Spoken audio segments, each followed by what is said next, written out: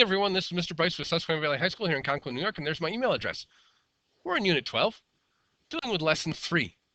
We're adding probabilities. Watch out, adding probabilities isn't just adding things together. Name of the class is Common Core Algebra 2. We're doing the non-Regents version. If you don't understand what I'm saying, go ahead and scan the QR code, and you can listen to the person who wrote these worksheets. Again, be very careful. Adding probabilities is not adding things together.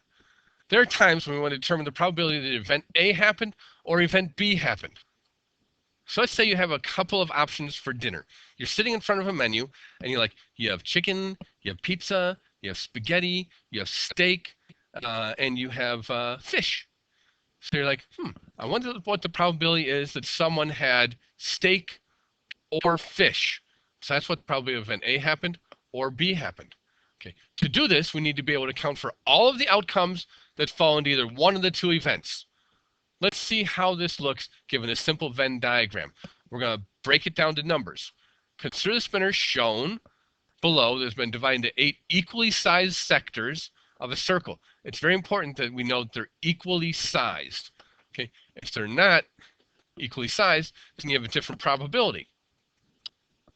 The spinner is spun once. In this experiment, we'll let A be the event of it landing on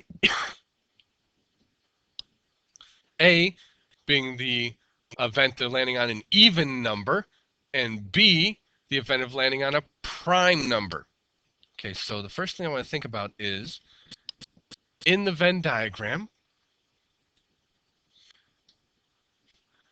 all even numbers have to be inside that circle. Oh, what's happening? I'm overlapping primes. Nope, now I'm not overlapping primes. And all prime numbers, oh, are there any even numbers that are prime? They have to go inside there. Yep, now I'm outside. Okay, so what you have to think about with this list of numbers over here is, are there any numbers that are even and prime? Even numbers, 2, 4, 6, and 8. Are any of those prime? 2 is prime. 2 goes inside the even circle and the prime circle. So this is the and part.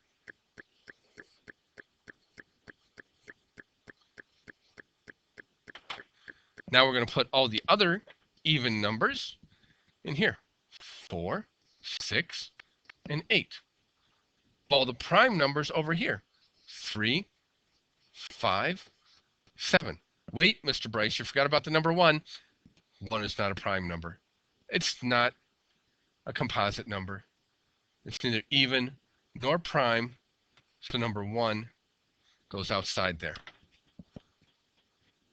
So inside this square, but outside the circle, has to go all things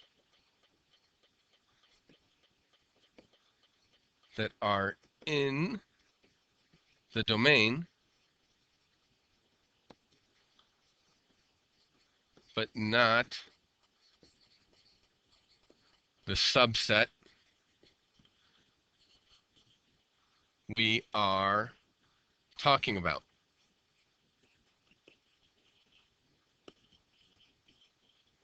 You understand? 1, so the subsets are even numbers. Another subset is prime numbers. 1 is neither even nor prime, so it has to go inside the rectangle, but it's outside the circles. When we have 2 or more sets, like even numbers and prime numbers, we talk about their union, combining them, and also their intersection, where they overlap. Intersection, like you're driving down a road.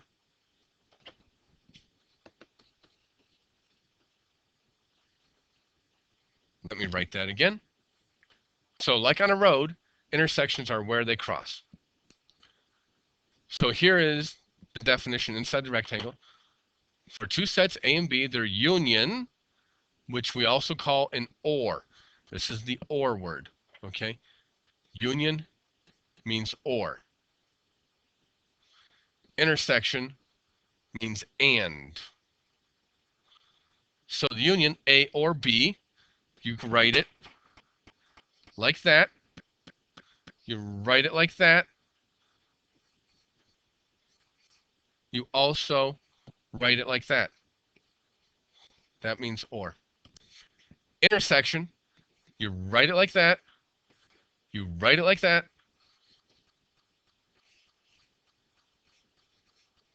You can write it like that. That means and.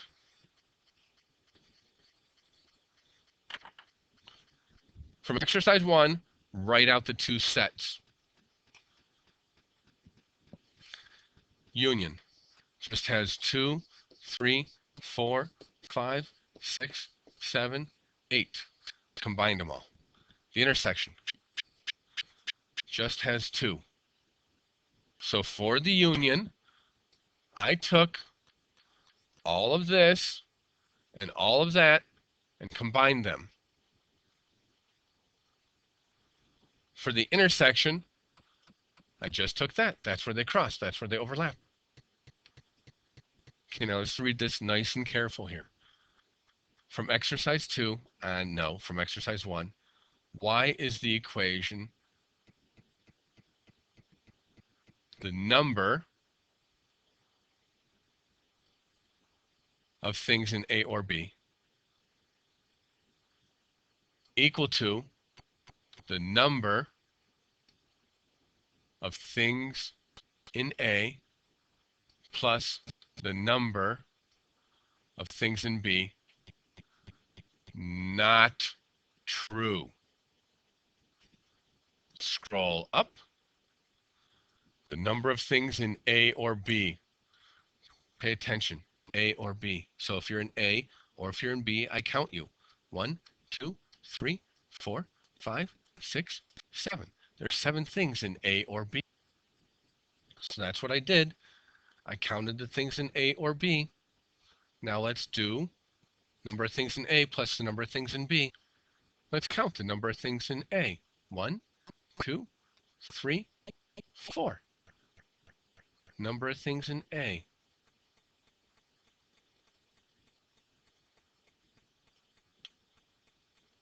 There are 4 things in A. Now let's go up and count the number of things in B. 1, 2, 3, 4 things in B. And it tells us to add them together. So what happened here? Oh, we counted things in common twice. We counted this thing twice. We counted 2 twice. See, it's teal and it's green. We counted it twice. We're only supposed to count it once. That's what happened. So on the next page, we're talking about a two-way frequency table. What's a two-way frequency table? Very simple. You have something going this way. You have something going that way.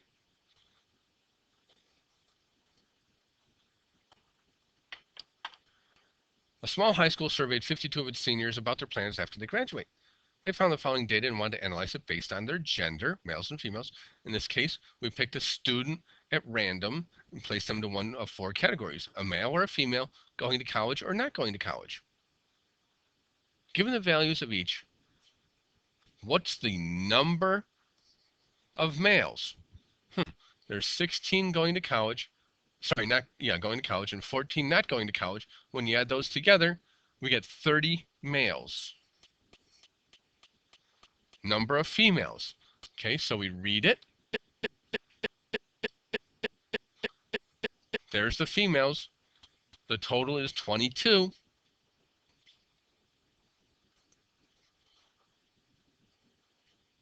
C. The key is here. C is going to college. So, going to college, we read it that way. 29. N, not going to college. 23. M and C, male and going to college. Okay, this is where we can read these. So before we were looking at both of those, adding them up and getting to 30. Now it just says only look at and. Has to be both. They have to be both male and going to college There it is, 16. Both. If you're confused about this, make sure you ask. Female and going to college. Female or college. What? It doesn't say and, it says or. So, female, total of 22, or college, 16 more. I already counted the 13. So, that is 13 plus 9 plus 16, because that college bound, we have 38.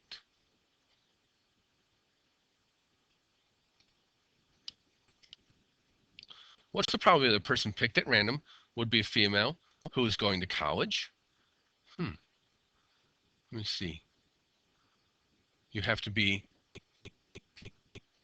probability P of being a female and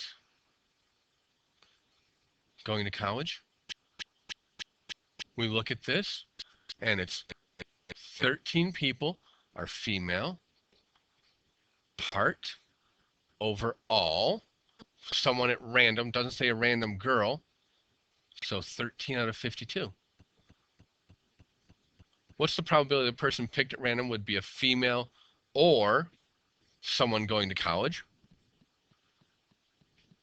Probability of a female or going to college. So the first thing we understand is that the people we're looking at are everyone. So that's going to be the denominator, 52. And what's random? Someone is a female or someone going to college. That was the number that we picked out before, female or college, which is 38. So our answer is 38 out of 52. Again, don't simplify fractions because I want to know what the sample space is. Explain why the probability of a female or going to college does not equal the probability of a female plus the probability of someone going to college. Well, the reason why the probability of a female or going to college, we already have that as 38 over 52. It says it does not equal probability of a female. There were 29 people. Nope, sorry. Females were 22 people out of 52. And probability of going to college is 29 out of 52. When you add those up, it's 38 over 52 does not equal 51 out of 52. Fill in the general probability law based on D. Okay, I told you a little bit earlier that it's not just as simple as adding. We can find the probability of A plus the probability of B minus the probability of A and B. We counted the intersection twice, and we don't want to do that. We counted the intersection here and here. Sorry, I really squeezed in that writing. We counted the intersection twice, so we had to remove it once, and that's why we have that subtraction. Sometimes we can avoid probability laws that we encounter, for instance, example E, by simply keeping careful track of what elements of the sample space are in both of our sets and making sure we don't count any element twice. Exercise 5. A standard six-sided die is rolled once. Find the probability that the number rolled was either an even or a multiple of 3. Represent the problem and sets involving using a Venn diagram. Even though you don't need it, verify the probability addition rule. So I drew a quick Venn diagram that has 2 subsets, and this is even or a multiple of 3. Okay, so what are the even numbers? 2, 4, 6 is a multiple of 3, so I put it in the center. Multiple of 3, 3, and 6. There we go. Oh, what about 1 and 5? 1, 2, 3, 4, 5, 6. Got them. By the way, I'm going to change this 3 to the word 3, so you don't think it's part of the dice.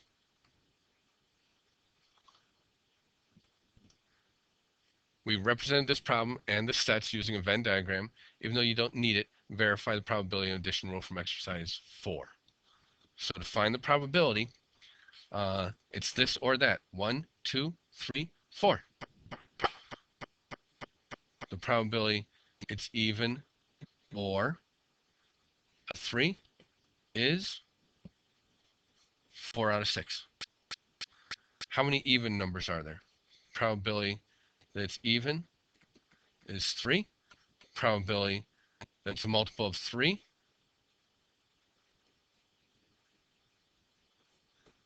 is 2.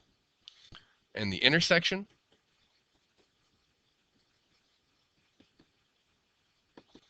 is 1. So we have the probability of E plus the probability of 3 minus their intersection, E and 3.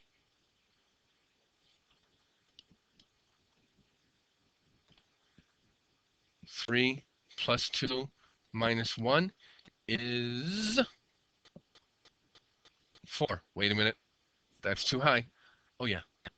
4 out of 6. Because I think that I should put a 6, put a 6, put a 6, put a 6, put a 6. There we go. Always keep on thinking about the problem. Let's look at the last question. Okay, this is a very interesting question. Insurance companies typically try to sell different types of policies to the same customer. At one company, 56% of the customers have car insurance, 48% have homeowners insurance. Wait a minute, that's more than 100%. And 18% have both? That's way more than 100%. Huh. Find the probability he or she has at least one of these policies.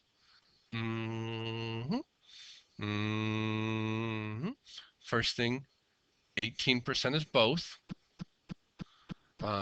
Let's just say that this is car insurance and homeowners insurance. Okay, now everything, this is key.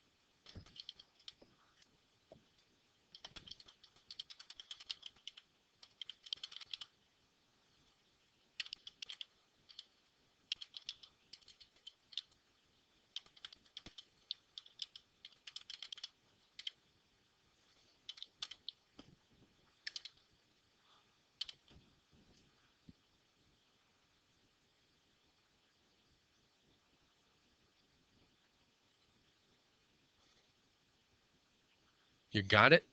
It's key. Everything inside the C circle must add up to 56%.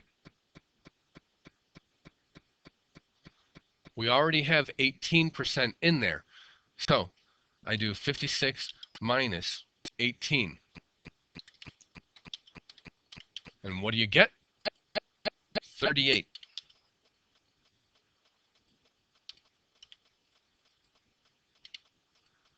So this number right here has to be 38.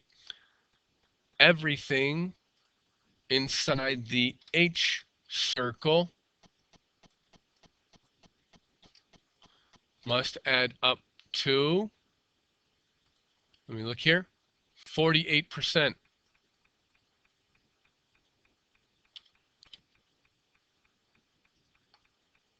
So we do 48 minus 18, and we get 30.